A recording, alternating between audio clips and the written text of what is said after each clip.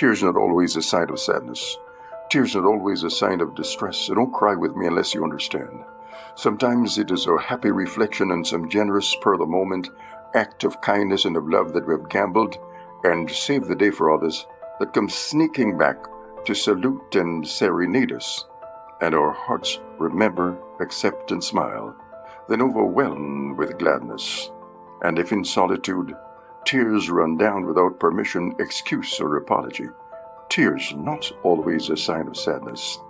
The little things we do, the favors, the accommodation we sometimes make that at times can mean so much for others, the thanks they return, and the stitch-in-time stories that they sometimes tell about it, that seek to want to color us as more than ordinary servants, surprise us and please us, and remind us you're on the right track.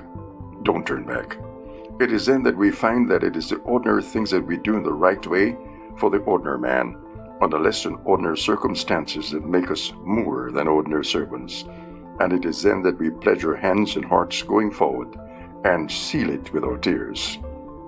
So tears are not always a sign of sadness. So don't cry with me unless you understand. Because sometimes when I cry, it's because everything turns out so right after all. And I don't know how, only God knows. Sometimes guided by our own wisdom, we chase gold glittering in the distance and try to hurry God to help us. But when He delays us or denies us, we get grumpy, just for us to be jolted that what glittered was not gold, nor silver, nor lead, but poison. And if God did not withhold what we asked for, what we prayed for, we would have withered ourselves by our own prayers. It is then that our lips sing this song without a sound. What a friend we have in Jesus. And we lift our eyes above the clouds and cross our hearts, and tears run down without permission or apology. Tears not always a sign of sadness.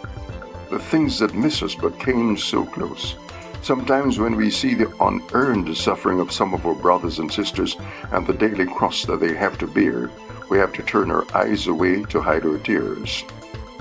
But nothing wrong with tears flowing down a manly cheek in sympathy with a brother's woe. When Lazarus, Jesus' friend, died, Jesus wept. Then He pulled Himself together and shouted, "Lazarus, come forth." And Lazarus arose after being dead for 4 days. Shedding tears does not mean that we're stopped being strong. It's a way to cope, to continue to be strong. So allow the tears, don't drown the heart.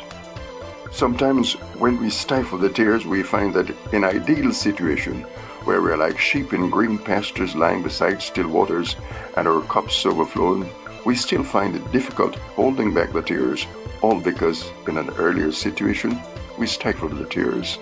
Allow the tears, don't drown the heart. But let us not forget that there are those among us who will shed copious, false crocodile tears to escort a lie.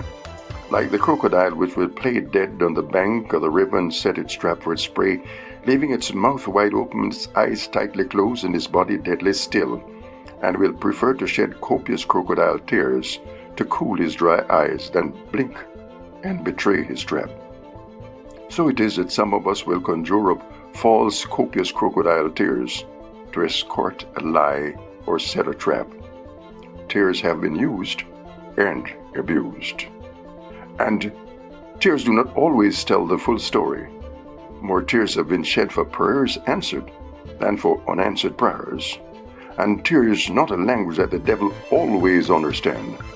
Sometimes when we fall for the devil's trap and we struggle with his hook deep inside our throats, and the devil and his angels hug each other and jeer and cheer and raise the loudest and nastiest laugh in hell, we plead to God for His mercy and His grace, and He delivers us and kills the fatted calf. It is then that our tears of gratitude slip into overdrive, or tears become crying, or crying becomes weeping, or weeping becomes bawling, and our eyes grow red. But through it all, we're smiling and rejoicing. And the sweetest smile that eyes can ever behold is a smile of relief, bathed in tears. Tears not always a sign of sadness. However, let us not forget that there may come a time when we have to cry, let go, and say goodbye. But as we let go, let us leave the door open and expect His mercy and His grace endureth forever.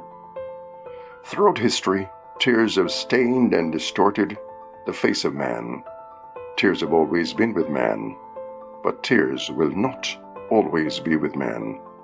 According to Revelation 21 verse 4, "For God shall wipe all tears from their eyes, and there'll be no more death, neither sorrow, nor pain, neither crying, for the former things have passed away." Tears will not always be with man.